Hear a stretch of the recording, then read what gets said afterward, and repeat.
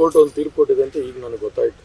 ಒಂದು 2-3 hours back ಗೊತ್ತಾದ್ಮೇಲೆ ನಾನು ಏನು ಅಂತ ವಿಚಾರ ಗೊತ್ತಿಲ್ಲ ನನಗೆ, ಯಾಕಂದರೆ ಇನ್ನೂ ಆರ್ಡರ್ಸ್ ಕಾಪಿ ಏನೂ ನೋಡಿಲ್ಲ. ನಾನು ಲಾಯರ್ಸ್ ಜೊತೆ ಡಿಸ್ಕಸ್ ಮಾಡಿ ಏನು ಅಂತ ತಿಳ್ಕೊಂಡು ನಂತರ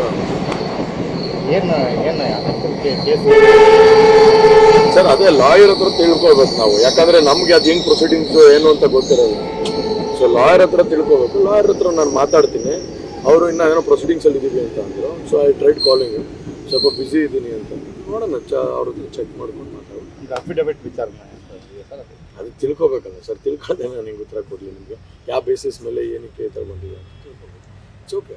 ನಾವು ಅದನ್ನು ಲಾಯರ್ ಹತ್ರ ಮುಂದಿನ ದಿನಗಳಲ್ಲಿ ಏನು ಚರ್ಚೆ ಮಾಡಬೇಕು, ಮುಂದೆ ಯಾವ ಥರ ನಾವು ಇದು ಮಾಡ್ಕೋಬೇಕು ನೋಡೋಣ. 2-3 ವರ್ಷದಿಂದ ಸುಪ್ರೀಂ ಕೋರ್ಟಿಗೆ ಅದು ಲಾಯರ್ ಹತ್ರ ಡಿಸ್ಕಸ್ ಮಾಡಬೇಕು. ಕಂಪ್ಲೀಟಾಗಿ ಲಾಯರ್ ಹತ್ರ ಡಿಸ್ಕಸ್ ಮಾಡಿ ನಂತರ ಏನು ನಿರ್ಧಾರ ತೊಗೊಳ್ಬೇಕು ಅದನ್ನು ತೊಗೊಳ್ತೀವಿ ಸರ್. ಸರ್, ಈಗ ಎ ಮಂಜು ಅವರು ಹೇಳಿದ್ರೆ ಸ್ವಾಗತ ಮಾಡ್ತೀನಿ ತೀರ್ಪನ್ನ, ಯಾರು ಮುಂದೆ ಈ ಥರ ಸುಳ್ಳು ತಪ್ಪು ಮಾಹಿತಿ ಕೊಡಬಾರ್ದು, ಎಲ್ರಿಗೂ ಪಾಠ ಆಗುತ್ತೆ. ಎ ಮಂಜು ಅವ್ರು ಏನು ಹೇಳಿಕೆ ಕೊಟ್ಟಿದ್ದಾರೆ ನನಗೆ ಗೊತ್ತಿಲ್ಲ, ಫ್ರ್ಯಾಂಕ್ಲಿ ಹೇಳಬೇಕು ಅಂದರೆ. ಅದು ತಿಳ್ಕೊತೀನಿ ಏನು ಹೇಳಿಕೆ ಕೊಟ್ಟಿದ್ದಾರೆ, ಅವ್ರು ಯಾವ ಒಂದು ಸಿಬ್ಬಂದಿಯಲ್ಲಿ ಹೇಳಿಕೆ ಕೊಟ್ಟಿದ್ದಾರೆ. ಯಾಕಂದರೆ ಈಗ ಕೋರ್ಟ್ ಒಂದು ಆದೇಶ ಕೊಟ್ಟಾದ್ಮೇಲೆ ನಾವು ಎಲ್ಲರೂ ಸ್ವೀಕಾರ ಮಾಡಲೇಬೇಕಾಗುತ್ತೆ. ಯಾರು ಕೂಡ ಕಾನೂನು ಮೇಲ್ಗಡೆ ಯಾರೂ ಇಲ್ಲ. ಸೊ ಹಾಗಾಗಿ ಅವ್ರು ಯಾವ ಇದ್ರ ಮೇಲೆ ಅರ್ಥದ ಮೇಲೆ ಹೇಳಿಕೆ ಕೊಟ್ಟಿದ್ದಾರೆ ಅದು ನೋಡಬೇಕಲ್ಲ. ಸೊ ಹಾಗಾಗಿ ಚೆಕ್ ಮಾಡಿಬಿಟ್ಟು ಅದೇನು ಅಂತ ಈಗ ನಾನು ಬಂದೆ, ನೀವೇ ನೋಡಿದ್ರಿ, ಈಗ ಬಂದೆ ನೋಡ್ಬಿಟ್ಟು ಅದೇನಿದೆ ಉತ್ತರ ಕೊಡ್ತೀನಿ. ಈಗ ರೇವಣ್ಣ ಸರ್ ಹೇಳಿದ್ದಾರೆ, ಅವರು ಲಾಯರ್ ಇದ್ದಾರೆ, ಅವ್ರ ಮೂಲಕ ನಾವು ಸುಪ್ರೀಂ ಕೋರ್ಟ್ ಹೋಗೋಕೆ ಅದು ಪ್ರಜ್ವಲ್ ಅವರು ಮಾತಾಡ್ತಾರೆ ಅಂತ ಹೇಳಿದ್ರು. ಅದನ್ನೇ ನಾನು ಲಾಯರ್ ಹತ್ರ ಮಾತಾಡಿ ನಾಳೆ ಡಿಸ್ಕಸ್ ಮಾಡಿ ಯಾವ ಥರ ಮುಂದುವರಿಬೇಕು ಅನ್ನೋದು ಚೆಕ್ ಮಾಡಬೇಕು. ಯಾಕಂದರೆ ನಮಗೇನು ಗೊತ್ತಿರುತ್ತೆ, ಲಾಯರ್ಸಿಗೆ ಗೊತ್ತಿರುತ್ತೆ ಏನು ಮಾಡಬೇಕು ಮುಂದೆ ಅಂತ. ಸೊ ಲಾಯರ್ ಹತ್ರ ಡಿಸ್ಕಸ್ ಮಾಡಿ ನಂತರ ಏನು ನಿರ್ಧಾರ ತಗೋಬೇಕು. 2-3 ವರ್ಷದಿಂದ ವಿಚಾರಣೆ ನಡೀತಿತ್ತಲ್ಲ ಸರ್? ಆಲ್ಮೋಸ್ಟ್ ನಾನು ವಿಚಾರಣೆಗೆ ಪ್ರಾರಂಭ ಮಾಡಿದ್ದು 1.5 ವರ್ಷ ಆಯಿತು.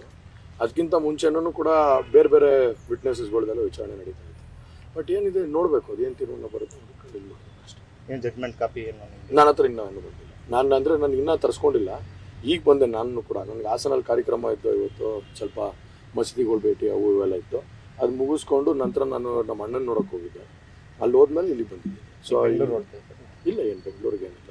ಈಗೇನು ದೊಡ್ಡವ್ರು ಬರ್ತಾರೆ, ಅವ್ರ ಜೊತೆ ಪೂಜೆಯಲ್ಲಿದ್ದು ನಾಳೆ ನಮ್ಮದು ಬೆಟ್ಟದಲ್ಲಿ ಪ್ರತಿ ವರ್ಷದಂತೆ ನಾವು ಎಲ್ಲರಿಗೂ ಶ್ರಾವಣ ಮಾಸದಲ್ಲಿ ಬೆಟ್ಟದಲ್ಲಿ ಎಲ್ಲರಿಗೂ ಕೂಡ ಊಟ ಕೊಡ್ತೀವಿ. ಅವತ್ತಿನ ದಿವಸ ಅನ್ನ ಸಂತರ್ಪಣೆ ಮಾಡ್ತೀವಿ.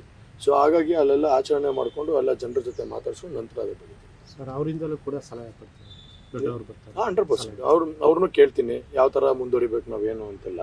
ದೊಡ್ಡವರೆಲ್ಲ ಏನು ನಿರ್ಧಾರ ಮಾಡ್ತಾರೆ, ರೇವಣ್ಣ ಸಾಹೇಬ್ರೂ ಬರ್ತಾ ಇದ್ದಾರೆ.